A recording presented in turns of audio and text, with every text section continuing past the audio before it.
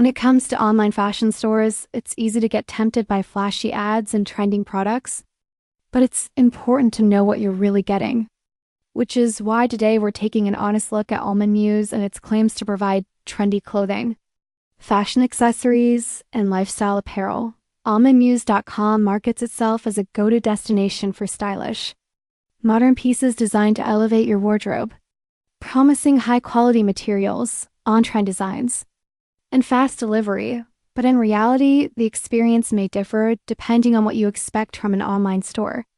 The products themselves appear fashionable and visually appealing in images, yet actual quality can be hit or miss, with some items meeting basic expectations while others feel less durable or slightly different from how they were advertised. Shipping times are generally average, not exceptionally fast, and customer support exists but may not always provide immediate solutions, which is something buyers should keep in mind when ordering. Prices are mid-range, but with heavy discounting and promotional tactics. The site uses marketing strategies commonly seen in e-commerce platforms that rely on urgency and perceived scarcity.